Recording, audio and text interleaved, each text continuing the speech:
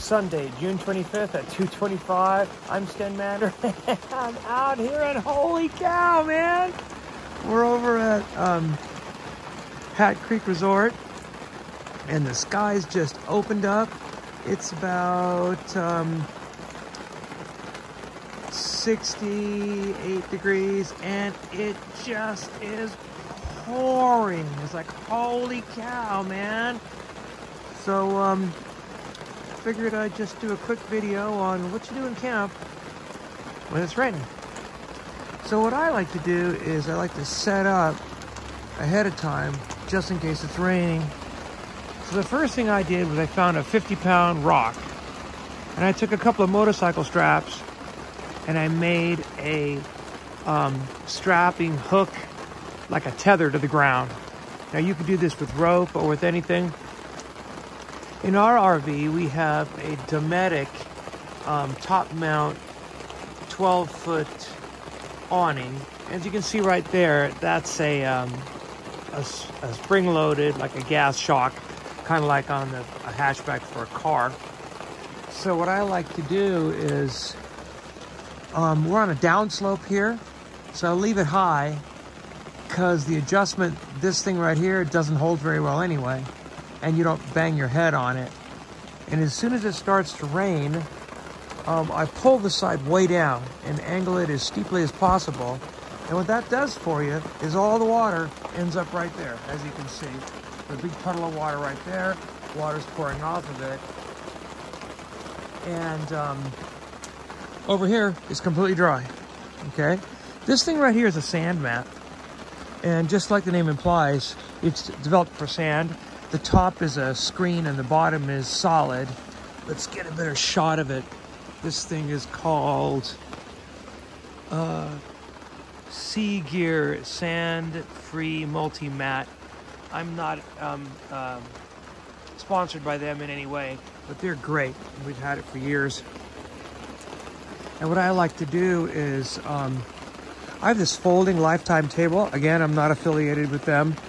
I got it from Costco and it fits great in the truck because our truck is only a 5.5-foot bed. And it's even less because I have a in-box cargo box, not a pork chop box, but an in-box one. And then I have a cooler in the truck, so I always have cold drinks with us. But this this table fits nicely in the truck, folded. So I have that up against the camper, as well as my Weber. This is the largest portable Weber. It's got the big burner in it. And as you can see, it doesn't melt the table. I was like really surprised it doesn't get hot at all. So this is a terrific combination. You've got the Weber, you've got the table, and I always have a 5-gallon, was it 3-gallon? Whatever that is, barbecue size. Whoa, there goes the thunder. In a crate, because that means it doesn't scratch up the back of the truck. It's easy to carry. And underneath the table, in the mornings when it's not raining, I split the wood. So as you can see, I got kindling on the left, intermediate logs in the middle, and then the full-size logs you get from the campground on the right. So this is all ready to go. I did that this morning before it started raining. So I've got my wood protected in 2 different ways. I've got it protected underneath the table and also underneath the awning. Unfortunately, there's a seam in the track right there. And if I don't have it angled severely, I'll get a leak right there.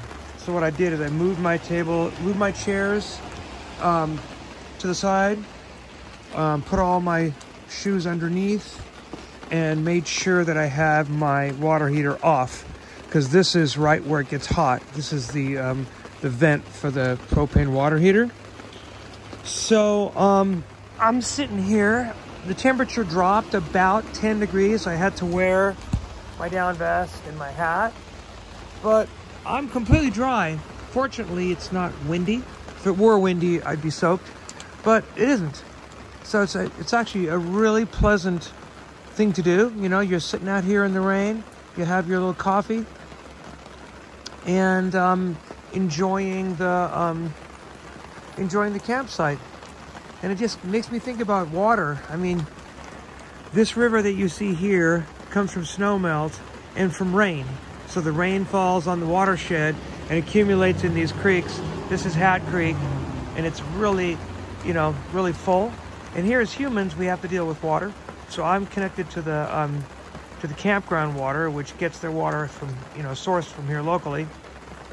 I run a carbon block filter going into the camper. I don't have my pump turned on. I'm just using city water. And then the water tastes great here. It doesn't taste of iron. It doesn't taste of sulfur. And then we use a Brita, and we double filter it in through the Brita, and it just tastes great. Though that water we use both in the toilet and in the sinks are stored in a black and a gray tank respectively, which then we dump out once every 3 days or so. And that's how we're managing water here. So, you know, water from the rain and the snow goes down into the rivers, goes down into the groundwater, comes up into the campground water. We filter it coming in, filter it again, drinking it, put it in the tanks, and when the tanks are full, it goes back into their septic system. So it's like the water cycle. We've got the whole water cycle going on right here in the campground.